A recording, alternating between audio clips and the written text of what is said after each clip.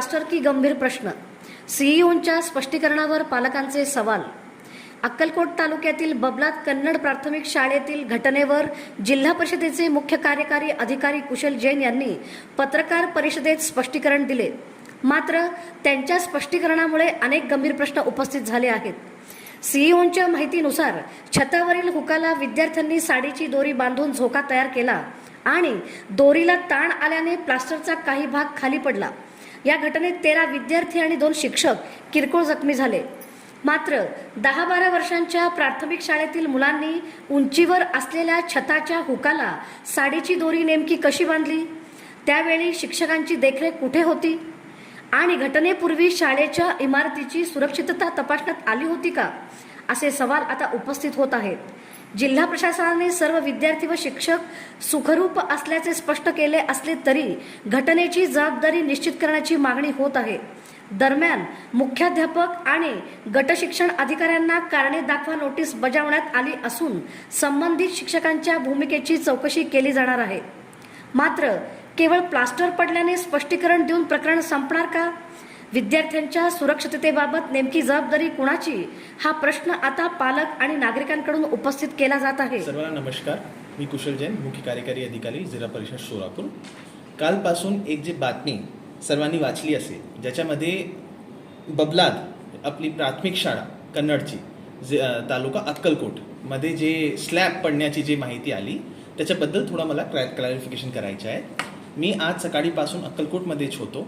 तिथे जी परिस्थिती आहे त्याच्यामध्ये काय झालं की आपली जी बबलाद शाळा आहे तिथे काल सुमारे 12 ते 1 दरम्यान आपले मुला मुली तिकडे खेळत होते आणि खेळताना त्यांनी जे आपले सीलिंगमध्ये जे हुक्स असते, हुक्समध्ये त्यांनी साडीची डोर बांधून तिथे एक झोका बांधला होता आणि ते तिथे झुलत होते। आणि झुलताना काय झालं की एक मुलांनी साडीची डोर पकडून ते वरती गेले आणि ते ताण आला म्हणून ते प्लास्टर खाली आला, स्लॅब खाली पडला नाही, प्लास्टर खाली आला। आणि हा इन्सिडेंटमध्ये जवळपास 13 मुले आणि 2 टीचर्स असे एकूण 15 लोकांना थोडीशी मार लागली। नंतर आमचे BDO, आमचे THOनी सगळे लोकांना ॲम्ब्युलन्समध्ये घेऊन रुग्णालयामध्ये घेऊन गेले आणि तिथे 15 पैकी 13 लोकांना लगेच किरकोळ हे दवाई देऊन त्यांना परत केला, डिस्चार्ज केला। आणि उर्वरित 2चा स्टेटस असा आहे की 1ला वॉमिटिंग झाली होती, म्हणून आम्ही त्यांचा प्रॉपरली CT स्कॅन केला आणि CT स्कॅन पूर्णपणे नॉर्मल आला आणि ते पण परत आज डिस्चार्ज झाले। आणि 1ची पायीमध्ये थोडीशी मार लागली होती, तिथे पण ड्रेसिंग करून त्यांना पण आज डिस्चार्ज केला गेला आहे। आजची स्थितीमध्ये एकही आमचा रुग्णालयामध्ये आहे। इथे जे खोली आहे तिथे जवळपास 10 खोली आहे आणि 10 खोलीपैकी एकही खोली धोकादायक नव्हती।